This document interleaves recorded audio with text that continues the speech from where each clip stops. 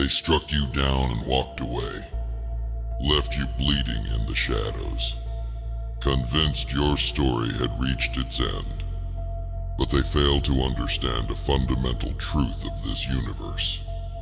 Ancient, relentless, unstoppable time has always favored the strategically wounded, not the impulsively wounded who lash out from pain, not the permanently wounded who collapse into victimhood, not the blindly wounded who seek immediate vengeance without vision, but the strategically wounded, those rare warriors who transform their injuries into intelligence, who convert their bleeding into blueprints, who transmute their pain into patience, and patience cold, calculating, meticulous patience that is the weapon your enemies never see coming. Consider the wounded predator in nature. When struck, it doesn't immediately chase its attacker. It withdraws, calculates, studies. It converts its injury into heightened awareness, into sharper instinct, into deadly precision. It doesn't waste energy on premature retaliation. It allows time to become its ally. It permits its wounds to whisper their wisdom. This is the ancient knowledge your enemies have forgotten, the primordial truth they've abandoned in their rush for immediate dominance, the eternal principle they've sacrificed at the altar of instant gratification. They believe that causing pain grants them power. They assume that inflicting damage secures their victory. They convince themselves that walking away concludes their story. Such breathtaking arrogance, such magnificent miscalculation, because what they've actually done is activate the most dangerous transformation possible. They've created a patient warrior from what was once merely a combatant.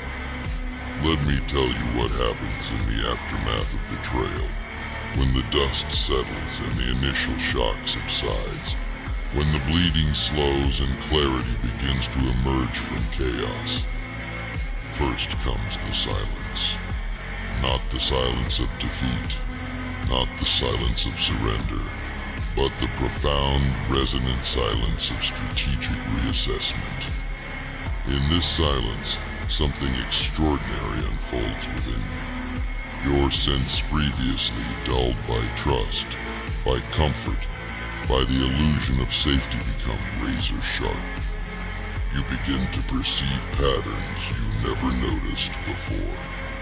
Vulnerabilities you previously overlooked. Weaknesses that remained hidden until this moment of heightened awareness. This is the first gift your enemies unknowingly bestow. They awaken your dormant predatory instinct. They activate ancestral abilities that slumbered beneath civilization's thin veneer. They trigger evolutionary mechanisms designed specifically for survival in hostile environments.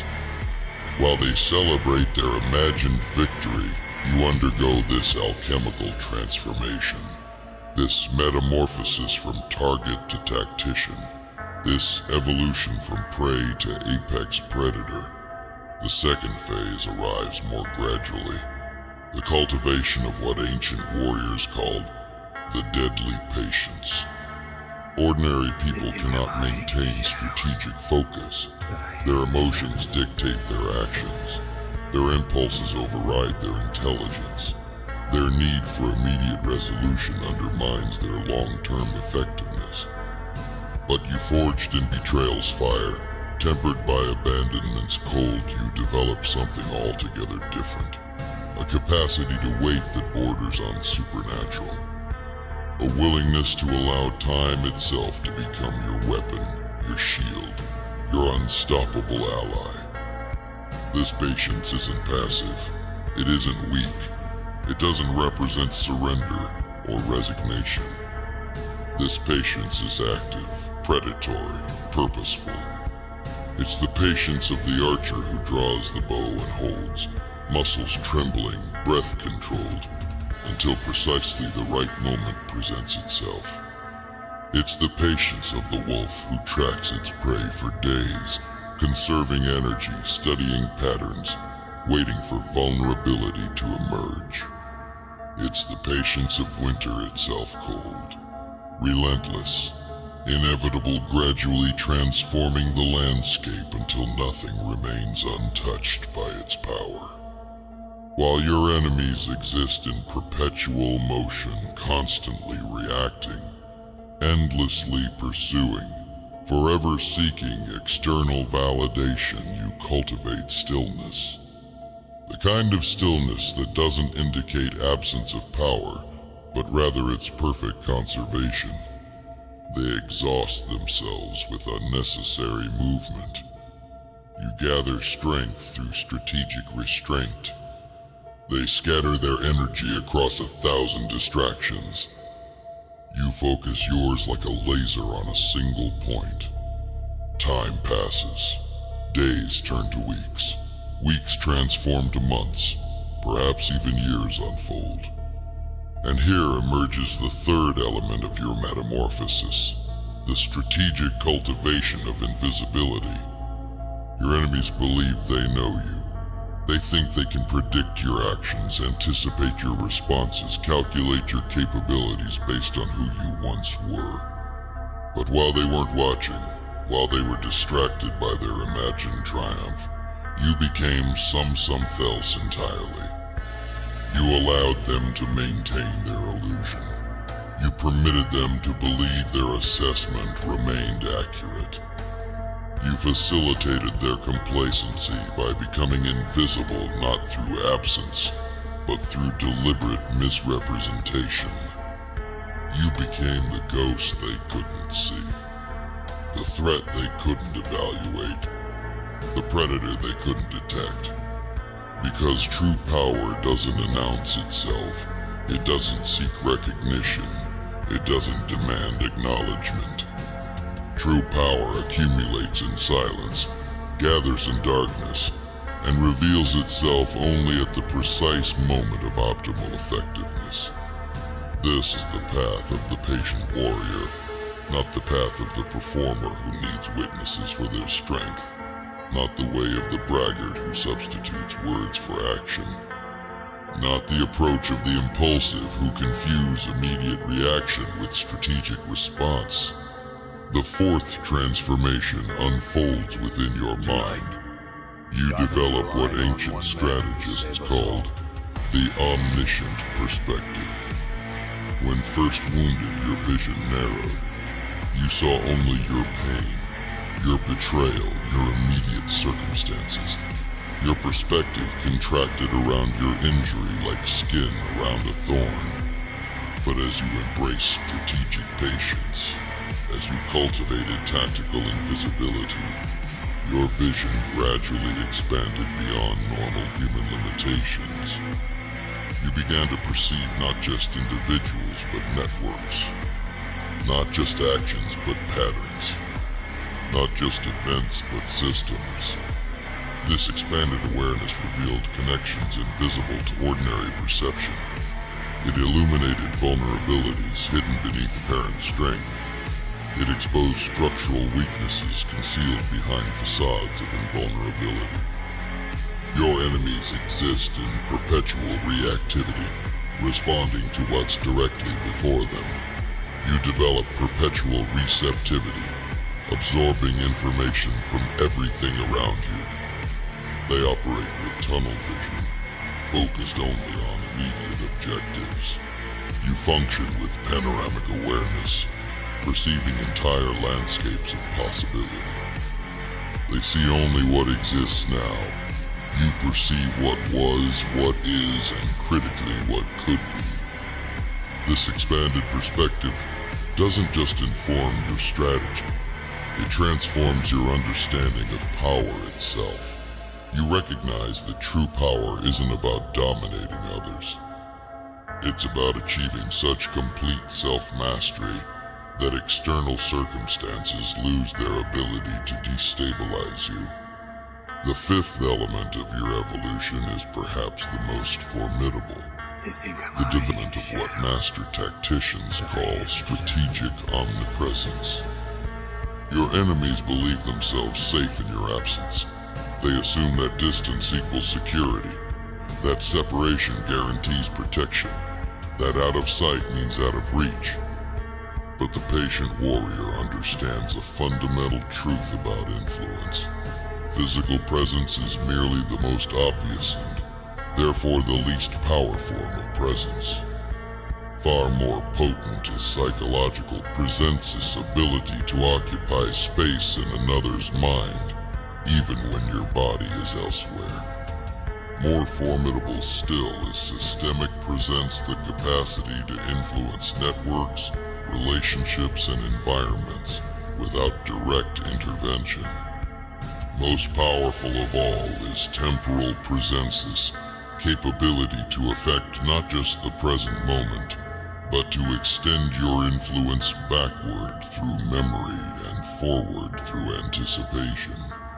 While your enemies congratulate themselves on keeping you at a distance, you cultivate these more sophisticated forms of presence.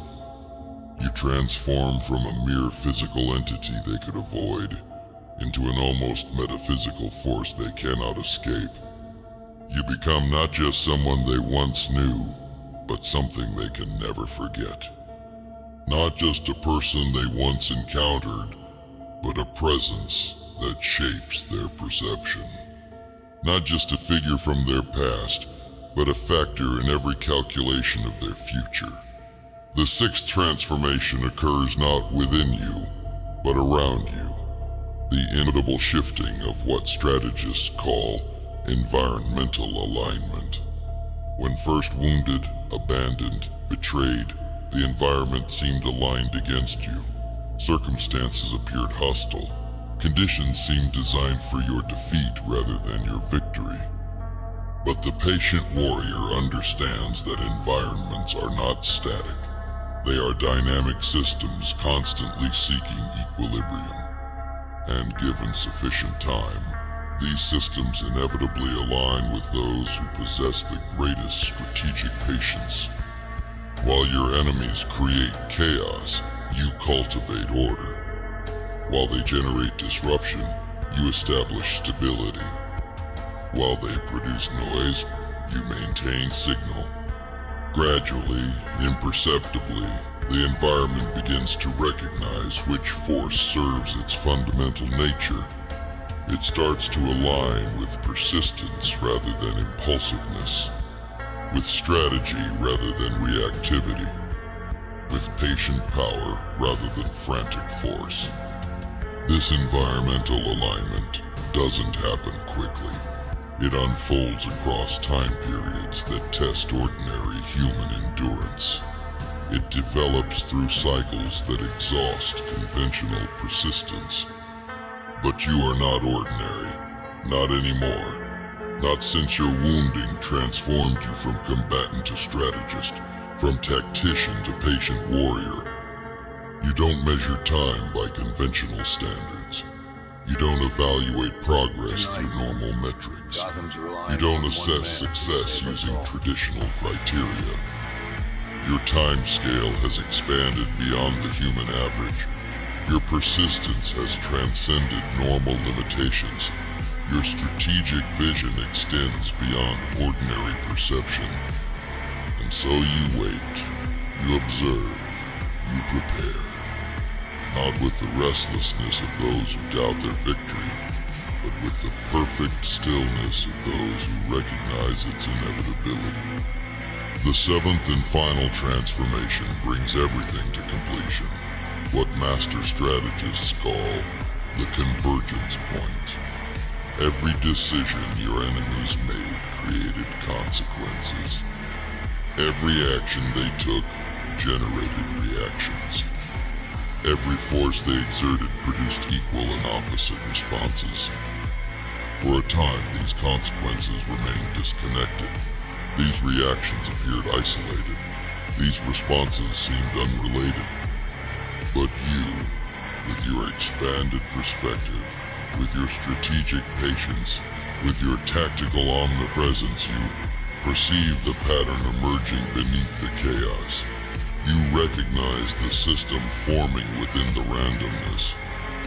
You identified the order hiding behind the disorder. And you understood what your enemies could not, that given sufficient time, all these disparate elements would eventually converge.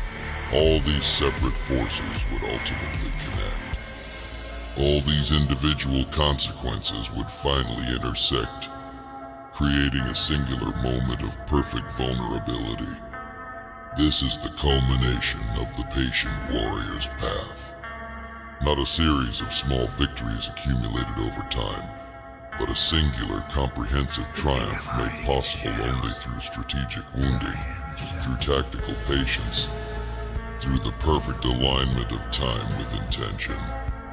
Your enemies believed they won when they walked away from your bleeding form. They assumed victory when they left you in darkness. They celebrated conquest when they turned their backs on your apparent defeat. But they were merely setting in motion the exact circumstances required for their own undoing. They weren't ending a story. They were beginning one. They weren't finishing a battle. They were initiating a war. They weren't creating a victim. They were forging their destroyer. This is why time always favors the strategically wounded. Not because suffering itself grants power, it doesn't. Not because pain automatically creates strength, it doesn't. Not because injury inherently produces advantage, it doesn't. But because strategic wounding, the kind that doesn't destroy you but transforms you, that doesn't diminish you but evolves you, that doesn't weaken you but reconfigures your entire approach to power, this creates something unprecedented.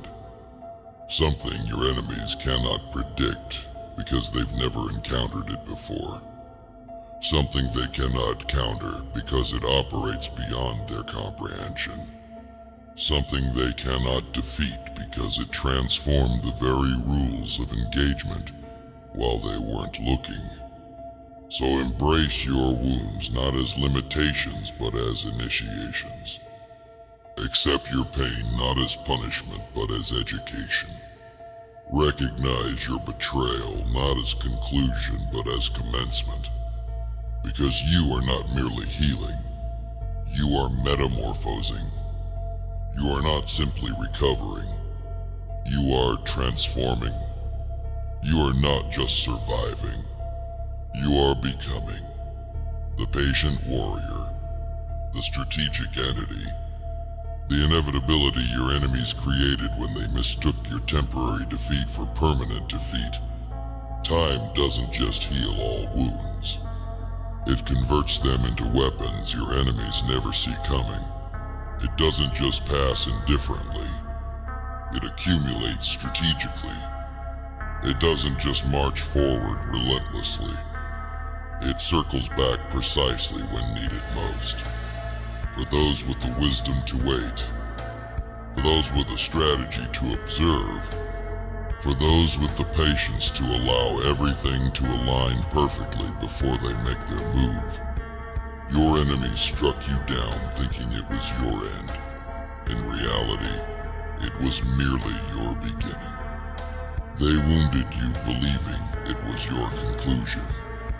In truth, it was just your commencement. They walked away convinced of their victory. Eventually, they'll understand their catastrophic miscalculation. Because time ancient, relentless, unstoppable time has always favored the strategically wounded. And you have become the patient warrior. The deadliest force your enemies will ever face. Not despite your wounds, but because of them.